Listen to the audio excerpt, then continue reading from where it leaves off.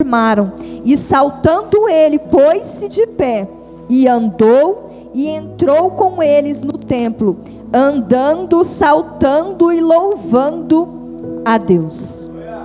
Amém? Dentro desse mesmo contexto ainda de Atos, vamos voltar agora só um pouquinho.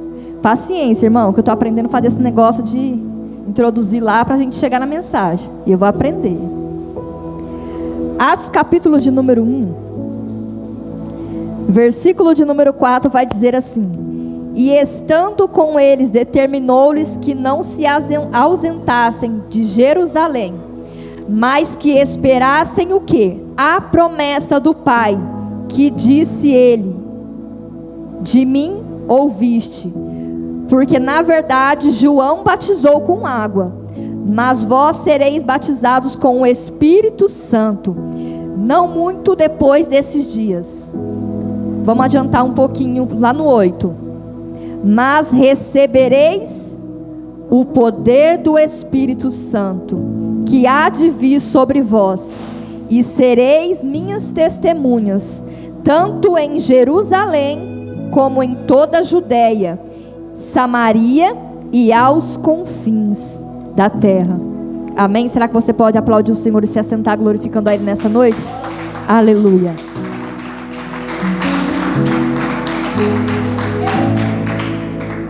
Glorificado seja o nome do Senhor. O Senhor colocou essa palavra no meu coração, e eu quero aqui juntamente com os irmãos aprender aqui alguns pontos que o Espírito Santo foi fazendo saltar aos meus olhos. O texto ao qual nós vamos entrar um pouquinho mais para frente, acerca de um coxo que era colocado à porta de um templo, por nome de Formosa, essa porta do templo. E esse coxo era colocado todos os dias ali na porta do templo. E conforme as pessoas chegavam para o templo para orar, para oferecer o seu culto, esse coxo então ficava ali a pedir esmola. E todos os dias ele era colocado ali. Só que um belo dia, alguém chega e coloca esse coxo novamente à porta do templo. Alguns entram, outros saem, e esse coxo está fazendo a mesma coisa que ele fazia todos os dias. Quem sabe esse homem saiu da sua casa pensando que ele teria um dia normal.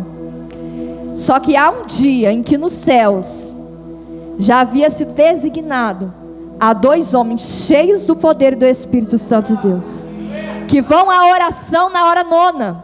A Bíblia fala hora 9. Na tradução vou traduzir, provavelmente às 3 da tarde, se não estou errada. E Pedro e João são esses 2 discípulos cheios do Espírito Santo de Deus, e eles estão indo para o templo para orar. Agora eu quero que você também entre comigo um pouquinho na vida desses discípulos. Discípulos estes que outra hora andaram com Jesus, presenciaram milagres, presenciaram as ministrações de Jesus na sua trajetória, no seu ministério terreno, presenciaram demônios sendo expulsos, presenciaram cegos vendo, presenciaram aquele que não andava andando, presenciaram o morto ganhando vida. Só que agora, lá onde nós lemos, havia uma promessa sobre esses homens, sobre esses discípulos. Lá no capítulo 1 de Atos, vai dizer que eles esperavam por essa promessa, que não era outra senão a descida do Espírito Santo. E Jesus, depois de morto, ele vai ressuscitar e vai passar aí mais um período de dias ali junto com os seus discípulos. E ele vai então discorrer de mais algumas instruções, as últimas instruções, as instruções finais que os seus discípulos precisavam, para que assim ele pudesse subir aos céus e os seus discípulos estivessem prontos para receber a promessa e para cumprir o propósito. Agora, no capítulo de número 2, versículo de número 4, mais especificamente, vai falar sobre o dia de Pentecostes. A minha Bíblia vai dizer que estavam todos reunidos no mesmo lugar. A minha Bíblia vai dizer que eles estavam esperando o cumprimento da promessa, a descida do Espírito Santo que viria sobre a vida deles com poder, fazendo deles discípulos e testemunhas. Em todo lugar onde eles andassem, eles seriam testemunhas do Senhor Jesus. E através do poder recebido pelo Espírito Santo, em nome de Jesus, eles viriam milagres acontecer através da vida deles, pelo poder que do alto eles receberiam. E estavam todos reunidos num só propósito, num só foco: a descida do Espírito Santo. E de repente, como o som de um vento veemente impetuoso, invade o ambiente, e todos os quantos permaneceram naquele lugar foram cheios do Espírito Santo. E o mais lindo dessa história é que no capítulo 2, onde nós vamos aprender algumas coisas aqui, mesmo cheios do Espírito Santo, mesmo depois de um dia de Pentecoste, Pedro e João estão indo para onde? Para o templo orar.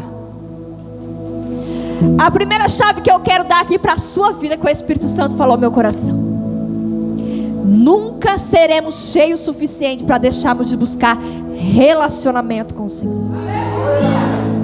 E a primeira chave de um relacionamento com Jesus é oração. A segunda chave para um relacionamento é obediência. Porque eles obedeceram, eles persistiram, eles esperaram a promessa que foi feita por Jesus. Eles persistiram. Não foi só 120 que tinha naquele lugar esperando o Espírito Santo. Tinha muito mais pessoas, mas muitos não quiseram esperar o momento certo. E às vezes é parecido com nós. Recebemos uma promessa, mas não sabemos esperar, porque queremos tudo no meu e no seu tempo. Mas há uma promessa debaixo dos céus, e a palavra daquele que liberou a promessa, ela não é em vão. Ela há de se cumprir, não no seu tempo, mas no tempo dele. E o tempo dele é perfeito. E esse tempo perfeito veio para 120 que foram persistentes em esperar o Espírito Santo. Só que esses homens, por nome de Pedro e João, mesmo cheios do Espírito, eles estão subindo às 3 horas da tarde para continuar um relacionamento, porque eles entendem que não basta eu ser cheio em um culto, eles entendem que não basta eu estar reunido num lugar, eles entendem que não basta eu pular e falar línguas estranhas num congresso, eles entendem que eles precisam permanecer cheios. Só que a palavra do Senhor, ela é linda demais, e vai dizer que eles estão subindo, e à porta do templo eles se deparam com um coxo pedindo esmola.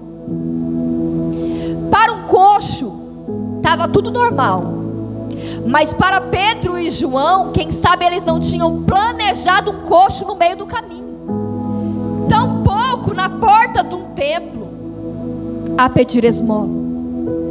Sabe o que eu quero liberar para a sua vida nessa noite? O Senhor pode colocar coisas que aos seus olhos pode parecer que está tudo normal. Assim como o culto de hoje, que, sendo bem sincero, eu entrei aqui achando que seria mais um culto, a qual eu sabia que ia faltar algumas pessoas.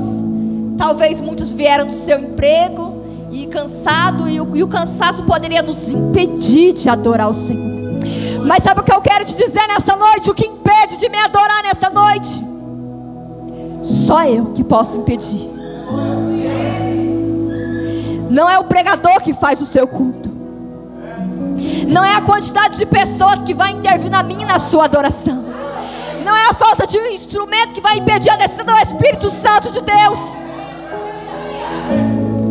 É o quanto você necessita de ser cheio, é o quanto você tem buscado por relacionamento. E agora vai acontecer algo que não estava no script de Pedro e de João: encontrar um coxo. O plano deles era ir para o templo orar, mas agora Deus lá de cima coloca um coxo no meio de um caminho, de alguém que está cheio do Espírito, cheio demais, precisando transbordar na vida de alguém. E eu não consigo entender pessoas que entram e saem de uma casa de oração somente buscando ser cheio, mas sem conseguir transbordar na vida de ninguém.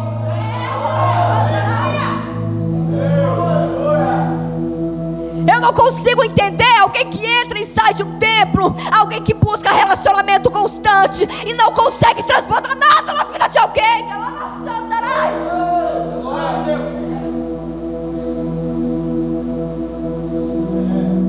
Alguém que se acha cheio demais e acha que não precisa buscar mais de Deus.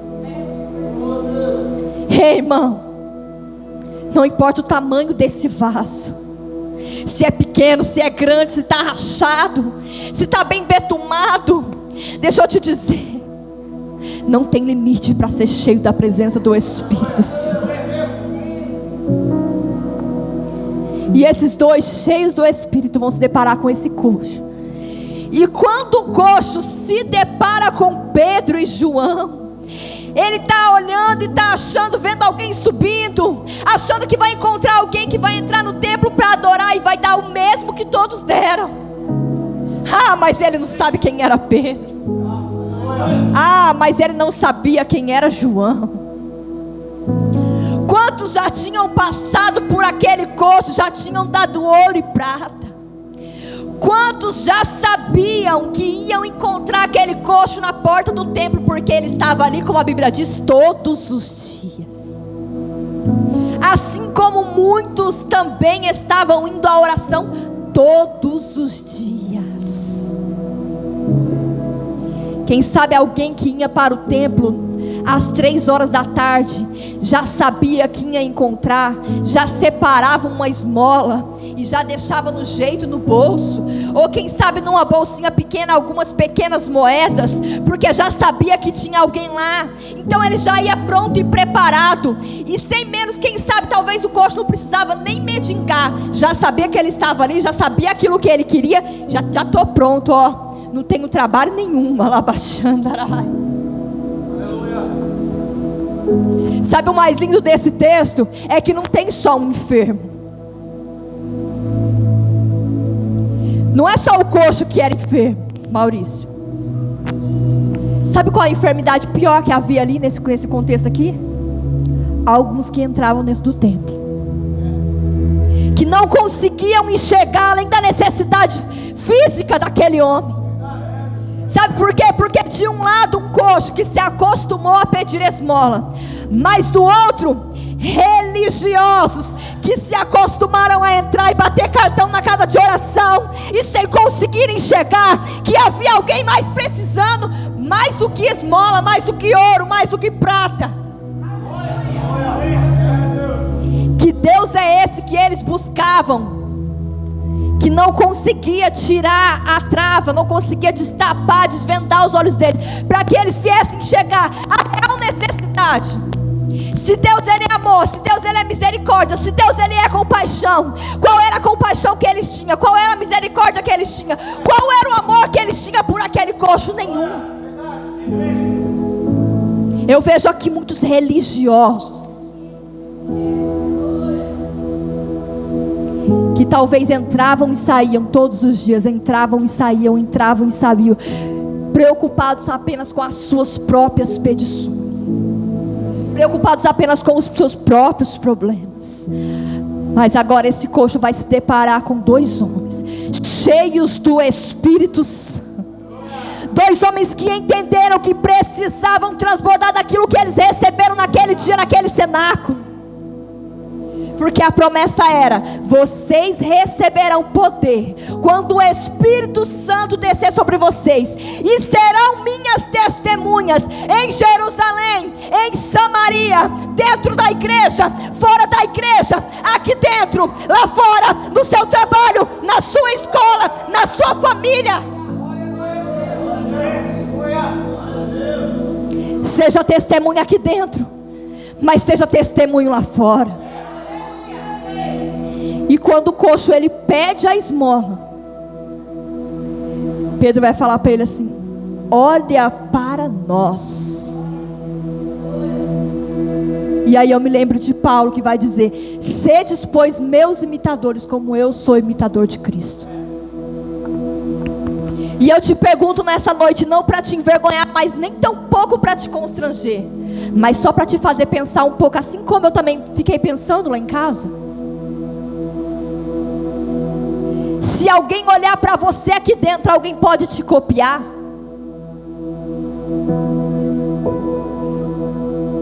Alguém pode te copiar olhando para você aqui dentro? Aleluia, glória a Deus. Sim, pode.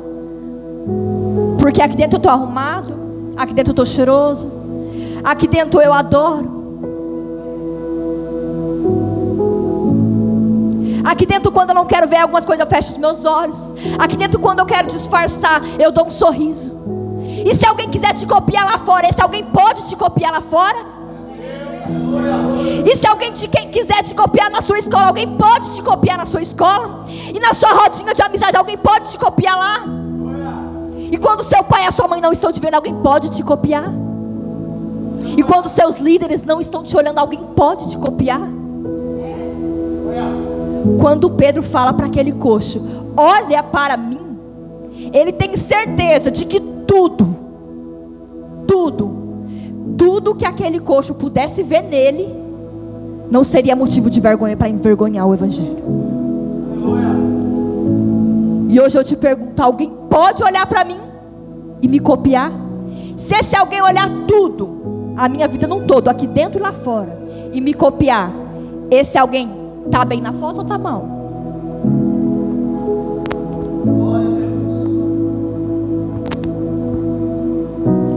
Como diz o meu esposo, se não der para dar aleluia, dá aleluia.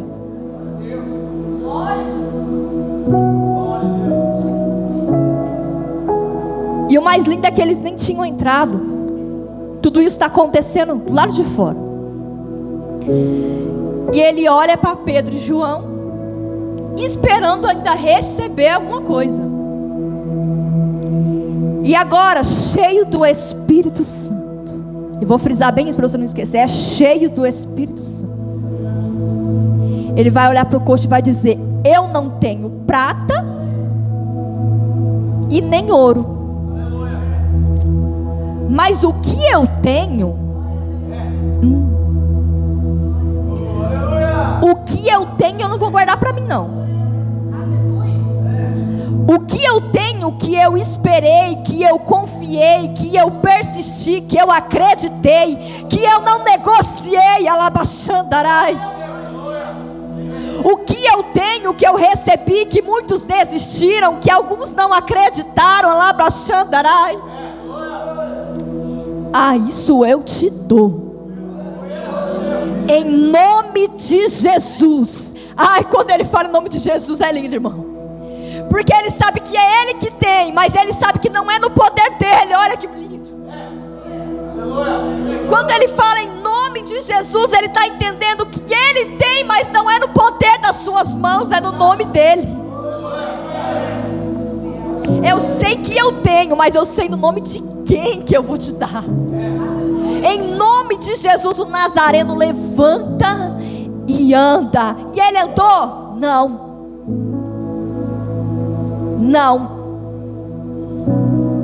Não andou.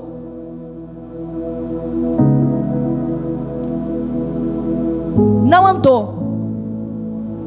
E às vezes nós chegamos até esse ponto do milagre, não vemos o milagre na vida do irmão que está do nosso lado, porque nós só queremos liberar a palavra. E isso não está no esboço. Veio agora. Aleluia. Alabaxandarai.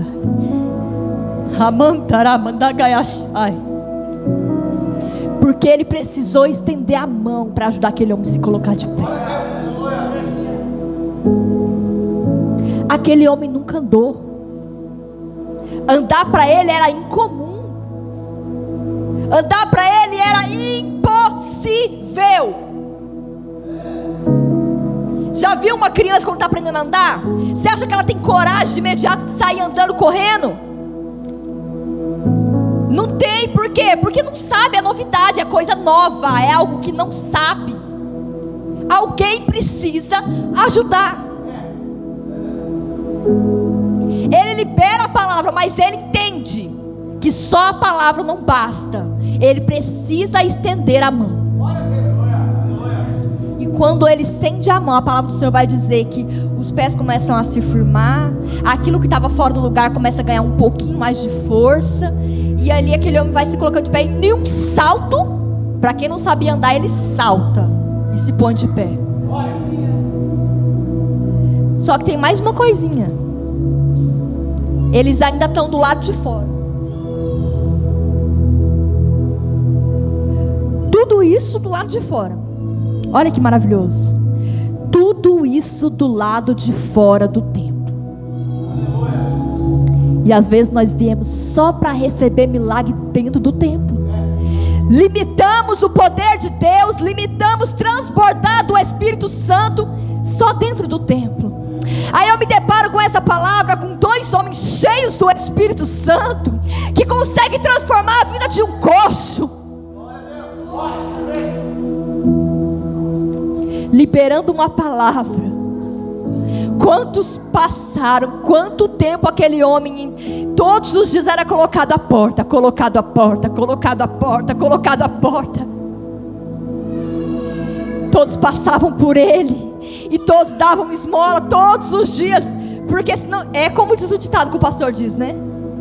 Se não tem quem dá, não vai ter quem peça. Se tem quem peça, é porque tem quem dá. Todo mundo dando esmola para o coxo, todo mundo dando esmola para o coxo, religiosos dando esmola para o coxo, crente dando esmola para coxo, e o coxo todos os dias do lado de fora, o coxo todos os dias do lado de fora. Mas um belo dia chega alguém cheio do Espírito Santo, enviado por Deus, falando assim: a partir de agora, coxo, você vai se deparar com alguém que não é igual a todo mundo. Porque aquele que é cheio do Espírito Santo de Deus, o propósito dele não é fazer aquilo que todo mundo faz, não é dar aquilo que todo mundo dá. De esmola, ouro, prata, ele já sabia que ele ganhava de muitos. Mas hoje Deus te trouxe aqui neste lugar para te dizer que Ele te chamou para uma promessa. E a promessa é: seja cheio do Espírito Santo de Deus. Não para fazer aquilo que todo mundo faz, mas para cumprir o propósito que o Senhor derramou sobre a sua vida. Esmola ele já estava acostumado a ganhar. Mas agora a vida de um homem é transformado a partir do momento que ele se conecta com alguém cheio do Espírito Santo. E o lindo é que na descida do Espírito Santo, deixa eu voltar um pouquinho que eu quero fechar nisso aqui. Depois de todos ali serem cheios, quem estava de fora não estava entendendo nada. Estava parecendo loucura. Línguas como que de fogo. Então foram até dados como embriagados. Mas alguém vai se levantar no meio de todo aquele povo, no meio dos discípulos, e vai tomar a palavra, que é Pedro dizendo, deixa eu caçar aqui que eu quero ler.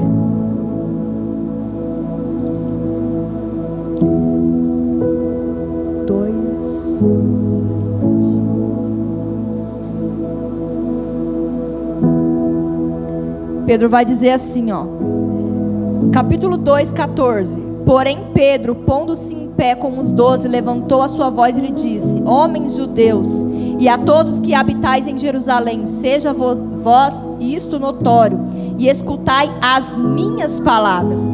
Estes homens não estão embriagados, como vós pensais, sendo ainda a 3ª hora do dia. 17 diz assim, 16, mas isto é o que foi dito ao profeta Joel, que nos últimos dias acontecerá, diz Deus, que do meu espírito derramarei sobre toda a carne, e os vossos filhos e vossas filhas profetizarão, e vossos jovens terão visões, e os vossos velhos sonharão.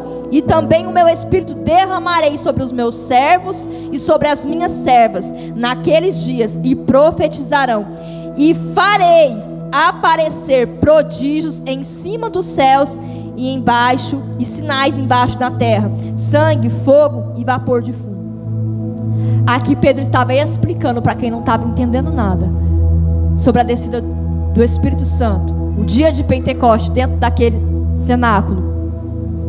Só que o lindo é que, assim como foi na vida dos discípulos, se cumpriu a promessa, e a promessa não para. O único jeito de sermos testemunhos do Senhor, além de dando testemunho, é transbordando aquilo que um dia nos foi dado. Enquanto eu e você não transbordamos na vida de alguém, fica difícil de sermos reconhecidos como verdadeiros testemunhos do Senhor. E a promessa, ela ainda está de pé. A promessa não era só para Pedro e João. A descida do Espírito Santo não era só para 120. Naquele dia foi para 120. Mas no decorrer do texto, a história vai continuar. Vão indagar o coxo curado, vão começar a encurralar Pedro e João, e Pedro vai aproveitar a oportunidade para pregar o Evangelho. E depois disso, mais e mais e mais e mais pessoas vão sendo alcançadas pelo poder do Espírito Santo. E mais pessoas vão se convertendo, e mais pessoas vão aceitando a esse Deus, mais pessoas vão crendo, mais pessoas vão sendo cheios, mais pessoas vão sendo libertas, mais pessoas vão sendo curadas, mais pessoas vão sendo restauradas, mais pessoas vão sendo transformadas pelo poder que há em dois homens que decidiram não viver do passado do dia de Pentecoste, mas mergulhar em Jesus todos os dias às 3 da tarde, todos os dias numa madrugada, todos os dias dentro de um templo, todos os dias no pé de um monte, todos os dias num quarto fechado, todos os dias numa pia lavando louça. Não há limite para o Espírito Santo. Se coloque de pé em nome de Jesus. E hoje o Espírito Santo, através dessa palavra, ele quer te alertar a algo.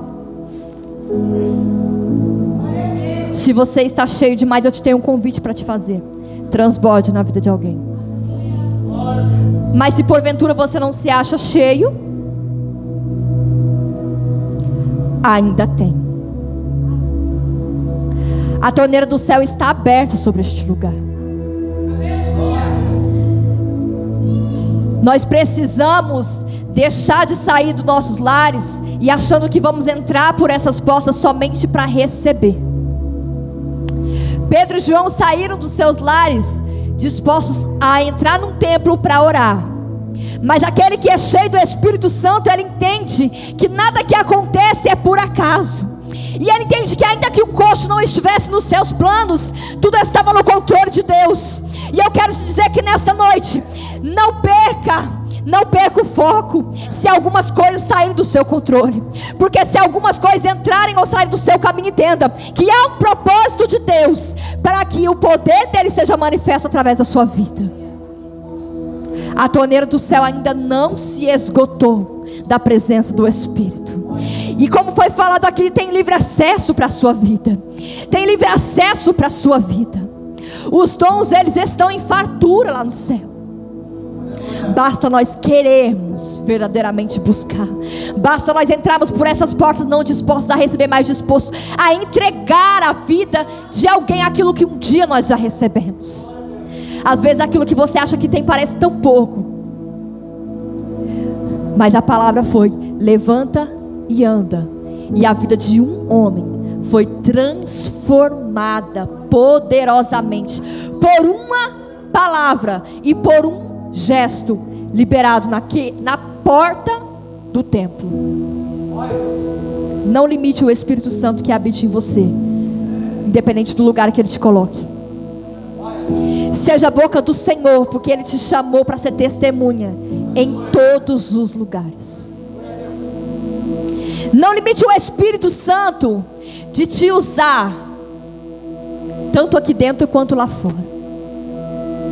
E quando alguém olhar para você, que você possa ter confiança em dizer: olhe para mim. E não tenha medo e nem com que se envergonhar Se essa pessoa olhar para você, o que ela vai ver hoje?